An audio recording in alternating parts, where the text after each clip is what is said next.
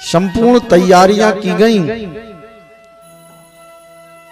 और श्रीमद् भागवत की कथा प्रारंभ हो रही है। आसन लगाई गई। नारद जी आज प्रथमोभार श्रीमद् भागवत कथा के श्रोता बने और कथा के 4 वक्ता बने। सनकादिक ऋषि सनक सनंदन सनातन सनत कुमार ये कथा के 4 वक्ता हुए और नारद जी कथा के श्रोता हुए। भक्ति माता के लिए आसन डाली गई, ज्ञान और वैराग्य के लिए आसन डाली गई। भक्ति माता से कहा आइए बैठिए, ज्ञान वैराग्य को बैठा ला और नारद जी आज कथा के श्रोता बने और सनकादिक ऋषि कथा के वक्ता बने। कथा के 4 वक्ता हो और एक श्रोता हो, ऐसा संभव है? बिल्कुल संभव नहीं है। कलयुग में संभव नहीं है कि कथा के 4 वक्ता हों और एक श्रोता हो। लेकिन द्वापर सतयुग त्रेता इन युगों की व्यवस्था अलग थी, क्योंकि इन युगों में द्वापर में त्रेता में इनमें सब में भगवान ने जन्म लिया, अवतार लिया और ईश्वर ने अपने अनुरूप ही अपने क्रियाकलापों को चलाया। युग कितने हैं? 4, द्वापर सतयुग त्रेता कलयुग। वर्ण कितने हैं? 4, क्षत्रिय ब्राह्मण क्षत्रिय वैश्य शूद्र।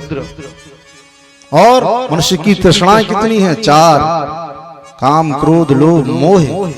और इन 4 तृष्णाओं को नाश करने के लिए ही, समाप्त करने के लिए ही श्रीमद् भागवत की कथा श्रवण हुई। क्योंकि जब तक हम माया मोह लोभ में फंसे रहेंगे भागवत की कथा नहीं सुन सकते। भागवत की कथा सुनना है तो सब छोड़ दो कि घरे का हो रहा हो, रोटी बन रही क्या नहीं बन रही। जा स्वामी घर से 6 बजे नहीं आ जाए, पंडित जी कथा सुना देना भी वही मोचना लगे। उनसे कह दो कि हम तो कथा सुन में गए थे तो भी कछु नहीं। तो ये सब छोड़ो, तब श्रीमद् भागवत की कथा श्रवण करने आओ। और माया मोह में फंसे रहे, नाती नतरों में, धन दौलत में, संपदा में, तो उसे कछु नहीं होना है। इसलिए भगवान को सौंप दो सब। अब सौंप दिया सारा जीवन प्रभु तुम्हारे चरणों में। अब चाहे गिरा दो या उठा दो, बना दो या बिगाड़ दो, ये सब आपके लिए समर्पित है। मनुष्य की औकात नहीं है कि कुछ कर सके। बगैर ईश्वर की मर्जी के कुछ काम होता है? कुछ काम प्रभु की बगैर मर्जी की नहीं होता। और ईश्वर की कृपा हो जाए, ईश्वर की यदि कृपा हो जाए तो सब संभव हो जाता है। आज अपन जो कथा सुन रहे, ये मात्र 10 दिन का प्रोग्राम बना है, कोई संकल्प महीनों पहले का नहीं था। 10 दिन, मात्र 10 दिन का ये कार्यक्रम पूरा तय हुआ और आज सत्संग का अपन सभी लाभ ले रहे। ये होती है प्रभु की कृपा। प्रभु की कृपा क्या करवा दे। और जिनके ऊपर जगतजननी जगदम्बा की कृपा हो वो तो कभी दुखी रह नहीं सकता, सब संभव हो जाता है। तो ये कृपा का खेल है। आज सुंदर व्यास मंच बनाया गया। सनकादिक ऋषि लोग कथा के वक्ता बने, नारद जी कथा के श्रोता बने और बढ़िया कथा प्रारंभ हुई। कथा चल रही थी, कथा चल रही थी, भागवत कथा सुन रही थी, सनकादिक ऋषि कथा सुना रहे थे, नारद जी कथा सुन रहे थे, ज्ञान और वैराग्य लेटे हुए थे, भक्ति माता लेटी हुई थी, सब कुछ चल रहा था। कथा के चलते चलते नारद जी अनेक प्रश्न करते, सनकादिक ऋषि उनका उत्तर देते। नारद जी प्रश्न करते, सनकादिक ऋषि उनका उत्तर देते। ये सब चलते चलते नारद जी ने एक सुंदर प्रश्न किया। किनसे? सनकादिक ऋषियों से। कौन सा सुंदर प्रश्न किया? प्रश्न किया कि हे प्रभु, ये मानवा पाप कृतस्तु। नारद जी ने प्रश्न किया कि ठीक है प्रभु, जिसने जीवन पर्यंत दान किया, पुण्य किया, यज्ञ किया, हवन किया, जिसने सत्कर्म किए, उसको तो मुक्ति मिल जाती है, उसको तो प्रभु का धाम मिल जाता है। लेकिन जिसने जीवन पर्यंत अपने जीवन में एक भी सत्कर्म नहीं किया, जिसने जीवन भर पाप किए, कुकर्म किए, अत्याचार किया, अन्याय किया, यदि किया वो व्यक्ति श्रीमद् भागवत की कथा सुन ले तो उसको मुक्ति मिल सकती है। सनकादिक ऋषियों ने कहा बिल्कुल, क्यों नहीं मिल सकती, बिल्कुल मिल सकती है। तब उस सनकादिक ऋषियों ने एक सुंदर प्रसंग सुनाया, एक सुंदर कथा सुनाई नारद जी के लिए। नारद जी से कहा ध्यान पूर्वक सुनना। तुंगभद्रा तटे पूर्वे भूतन पत्तन मुत्तमम युद्धवर्णाश धर्मेण सत्य सत्य कर्म तत्परा। तुंगभद्रा नदी के किनारे, तुंगभद्रा नदी के किनारे एक नगर है। उसका नाम क्या है? उत्तम नगर, सर्वोत्तम नगर। उस नगर में सभी लोग निवास करते हैं। अपने अपने जातियों के अनुसार अपने अपने कर्मों को करने वाले सभी लोग उस नगर में निवास करते हैं। और बढ़िया उस नगर की व्यवस्थाएं भी सही संचालित हो रही हैं, किसी को कोई मतलब नहीं है, सब अपनी जीविकोपार्जन में लगे हुए हैं। लेकिन आत्मदेव पुरे तस्मिन सर्ववेद विशारदः, उसी नगर में एक आत्मदेव नाम के ब्राह्मण पंडित जी निवास करते हैं, जो कैसे हैं? श्रोत स्मार्तेषु निष्णातो द्वितीय भास्करः, जो वेदों के ज्ञाता हैं, वेदों को जानने वाले हैं, कर्मकांडी हैं और अपना उदर पोषण कर रहे हैं। आत्मदेव पंडित जी का निवास है, वो अपने कर्म को करके अपनी जीविकोपार्जन कर रहे हैं।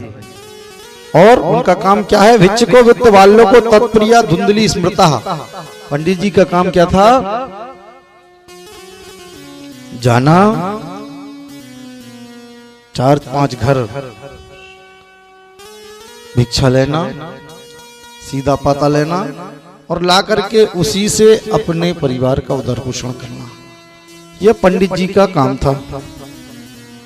पंडित जी का नाम आत्मदेव था और पंडित जी की पत्नी का नाम क्या था? धुंधली। धुंधली जी कैसी थी? लोक वार्ता रता कूरा प्रायसो बहु जल्पका। लोक वार्ता रता कूरा प्रायसो बहु जल्पका। और सूराचाग्र कित्तेषु कृपणः कलह प्रिया। कितने भयंकर शब्द आए भागवत जी में। कृपण, कलह प्रिया। धुंधली जी का स्वभाव पंडित जी के बिल्कुल विपरीत था। पंडित जी बेचारे सीधे साधे थे, लेकिन पंडिताइन जी बहुत गड़बड़ थी। कैसी गड़बड़ थी? मोहल्ले में जाना, यहाँ बैठना, वहां बैठना, वहां बैठना, इसी में पूरा दिन अपना निकाल देना। और यहाँ की वहां करना, वहां की यहाँ करना। कलह प्रिया मतलब लड़ाई करवाना। भागवत जी के शब्द हैं, अपने मन से तो हम कुछ नहीं कहेंगे। लिखा है सूराचाग्रह कृत्येषु कृपणा कलह प्रिया। तो धुंधली जी का काम था कलह मतलब लड़ाई झगड़ा, उन्हें बहुत प्रिय था, पसंद था। कृपण थी, कठोर थी, बहुत कठोर। महिलाओं का हृदय बिल्कुल नरम होता है, कोमल होता है माताओं बहनों का हृदय, लेकिन धुंधली जी का हृदय बहुत कठोर था। कलह प्रिय था। लोक वार्ता, मोहल्ले में जाना, ना घर में झाड़ा बुहारी करना, ना भोजन कर लिए तो झूठे बर्तन डले हैं, कोई साफ करने वाला नहीं है, ना कुछ ना कुछ। पंडित जी के विपरीत थी पंडिताइन जी। धुंधली जी बिल्कुल विपरीत थी पंडित जी की। सब कुछ था, लेकिन पंडित जी यदि तुलसी का बिरवा लगाते थे तो वो सूख जाता था। पंडित जी यदि कुआं खुदवाते थे तो जल नहीं निकलता था। गाय को रखते थे, पालन पोषण करते थे गाय का, तो बछड़ा बछड़ी को जन्म नहीं देती थी। पंडित जी मन ही मन बड़े उदास रहते थे। क्यों? क्योंकि संतान नहीं थी।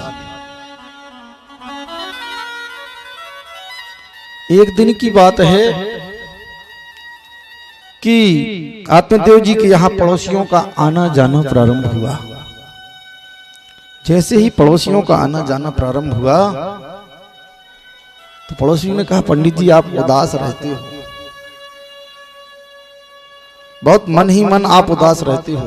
पंडित जी आप जो तुलसी का बरवा लगाते हो वो सूख जाता है, गाय बछड़े को जन्म नहीं देती। हम तो ये मानते हैं कि आपके यहाँ संतान नहीं है, इसलिए ऐसा होता है।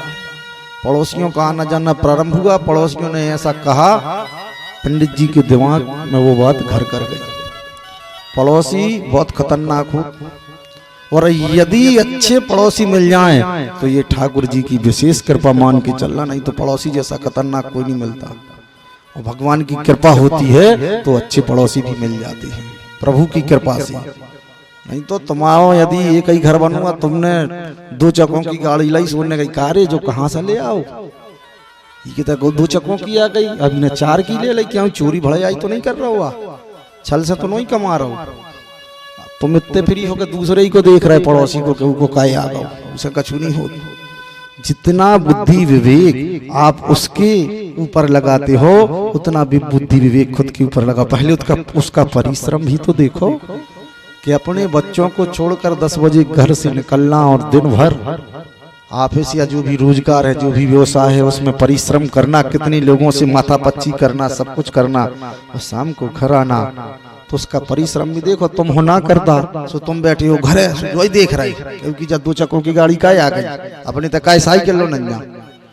कर्म हीन मत बनो, कर्मशील बनो, कर्म करना सीखो, कर्म से पीछे हटना नहीं सीखो।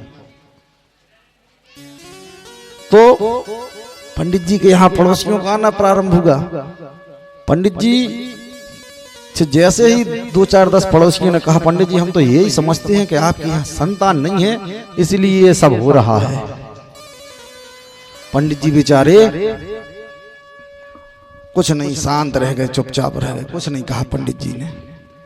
पंडित जी ने मन ही मन सोचा कि अब तो हम संतान प्राप्ति का वरदान प्राप्त करेंगे, चाहे कहीं भी मिले और जैसे भी मिले।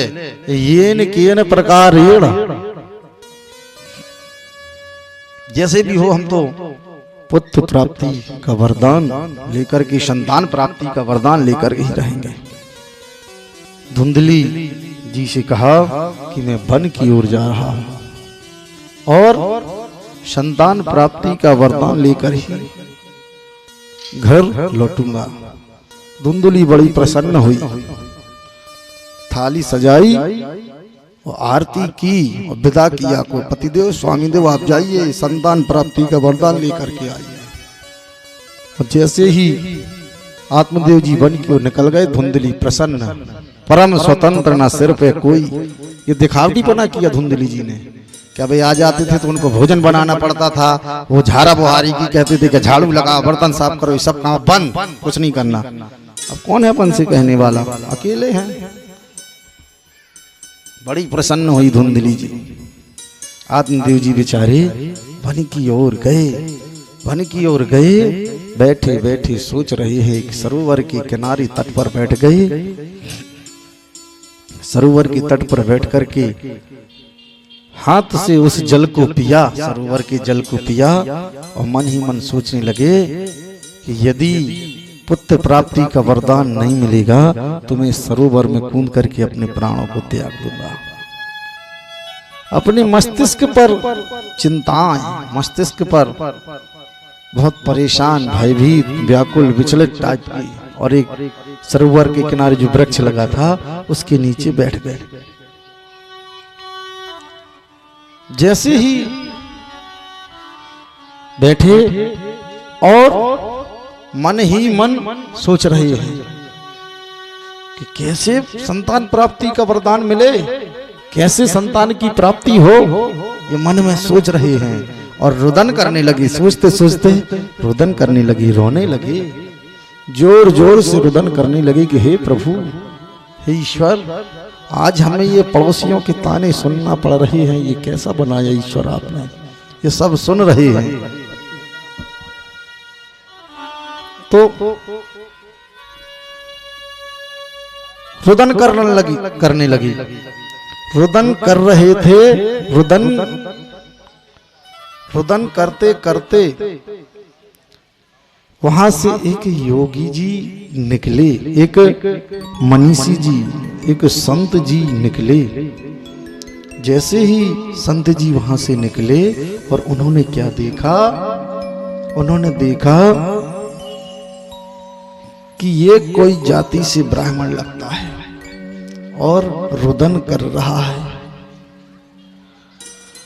तो वो योगी जी, वो मनीषी जी, वो संत जी उस भूतपूर्व देवता के पास पहुंचे और आत्मदेव जी रुदन कर रहे थे।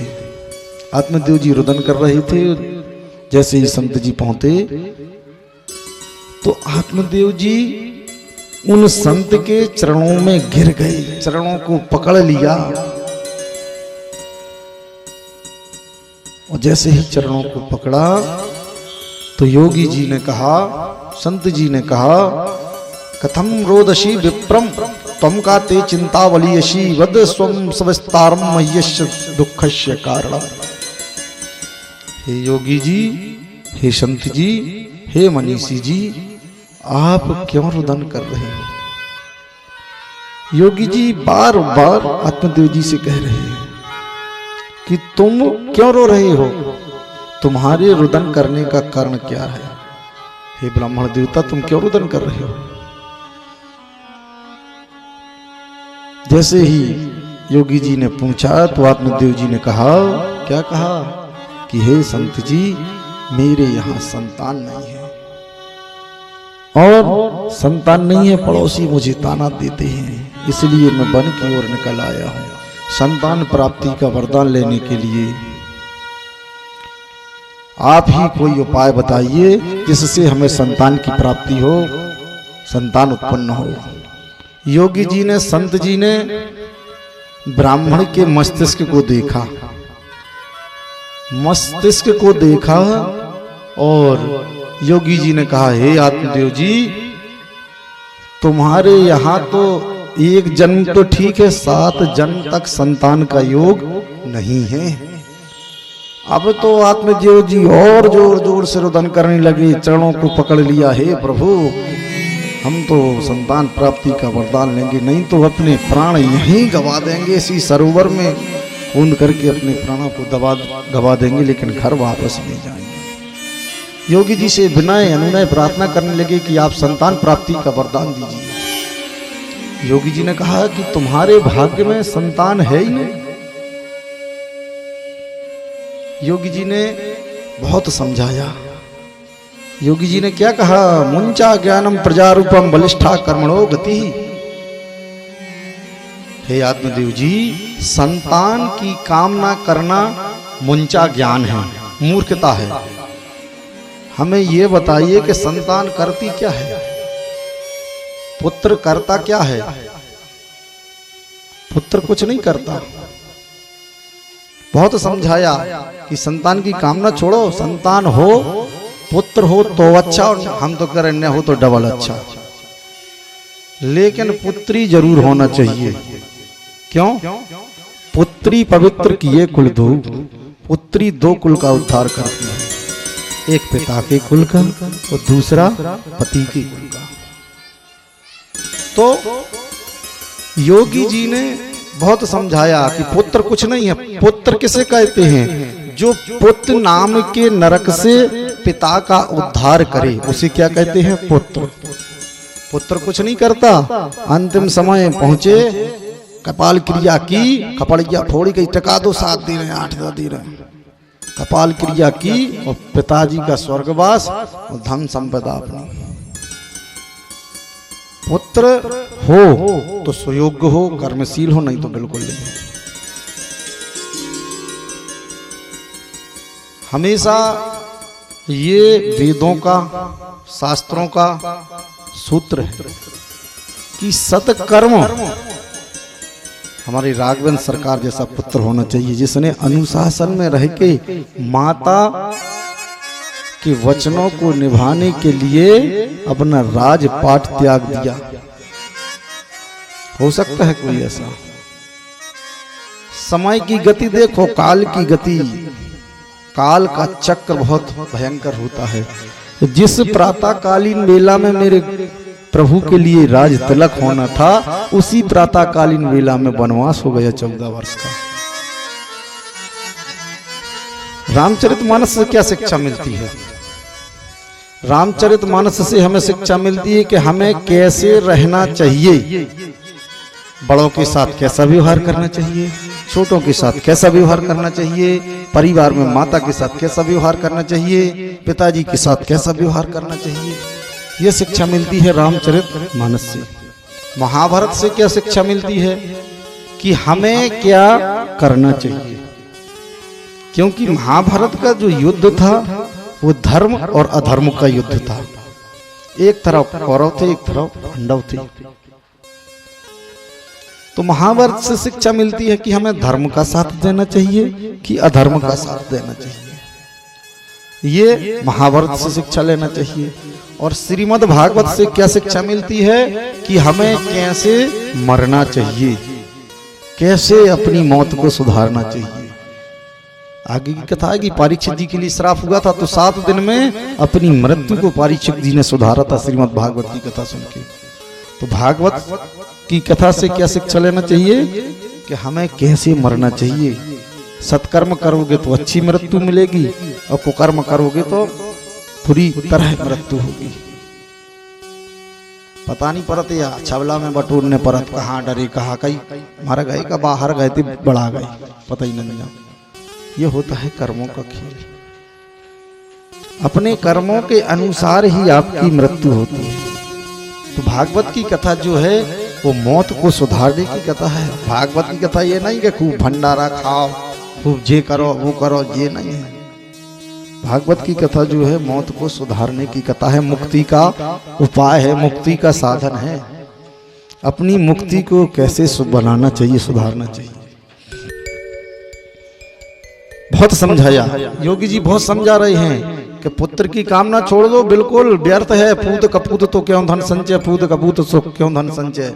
तुमने खूब जोर जोर रखो, और पुत्र ऐसे भाई उन्हें तुम्हारी एफडी लोग गोदरेज में से लाकर में से निकाल के सोनो चांदी जो है धरो बेचो।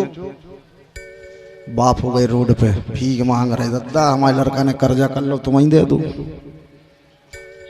क्या काम किए ऐसे पुत्र बिल्कुल न हो जीवन में। हम तो कह रहे हैं कम से कम माता पिता दुखी तो नहीं रहे, सुख से तो रहे हैं। जो भी कमा रहे खा रहे, उधर पोषण अपना सही तो कर रहे व्यवस्थित।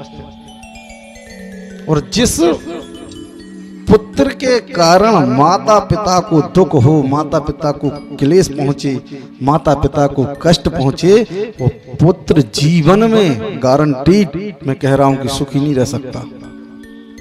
इसलिए माता पिता की आत्मा कभी नहीं दुखाना। योगी जी ने बहुत समझाया, लेकिन आत्मदेव जी नहीं माने। आत्मदेव जी ने कहा, हे प्रभु हमें तो पुत्र प्राप्ति का वरदान ही चाहिए, और पैरों में गिर गए। जैसे ही पैरों में गिरे योगी जी को दया आ गई। योगी जी समझ गए कि ये मानने वाला नहीं है, आत्मदेव जी समझने वाला नहीं है। योगी जी ने अपनी झोली में हाथ डाला और एक फल निकाला और आत्मदेव जी के लिए दे दिया कि जाओ ये फल ले जाकर के अपनी पत्नी को दे देना और कह देना कि भक्षण करो, इसको खा लो फल को, पुत्र संतान उत्पन्न जरूर होगी। आत्मदेव जी की खुशी का पारावार नहीं रहा, बड़े प्रसन्न चित्र हो गए, गदगद हो गए, हृदय खुश हो गया। देखिए भाग्य और किस्मत क्या कह रहा है कि एक जन्म तो ठीक, 7 जन्म में पुत्र नहीं होगा, लेकिन आशीर्वाद स्वरूप जो फल दिया वो फल क्या कह रहा है, आशीर्वाद क्या कह रहा है कि संतान उत्पन्न होगी। ये होती है आशीर्वाद में ताकत। आशीर्वाद लेना कोई मामूली बात नहीं है। विप्र का, कन्या का, संत का, गौ माता का, इनका आशीर्वाद लेना बहुत कठिन है। यदि हृदय से ब्राह्मण आशीर्वाद दे दे तो आपके सब काम बन जाते हैं। हमें संस्कार सिखाना चाहिए अपने बच्चों को, प्रणाम कैसे किया जाता है। किसी देवालय में जाते हो तो साष्टांग साक्षात दंडवत करना चाहिए, 8 अंगों सहित। किसी देवालय में जाते हैं, मंदिर जाते हैं, देवी देवता के स्थान पर जाते हैं तो साष्टांग प्रणाम करो। आज आशीर्वाद में कितनी ताकत है। आशीर्वाद कह रहा है कि संतान होगी, मतलब आज भाग्य को भी आशीर्वाद ने बदल दिया। आशीर्वाद स्वरूप एक फल निकाल करके दिया।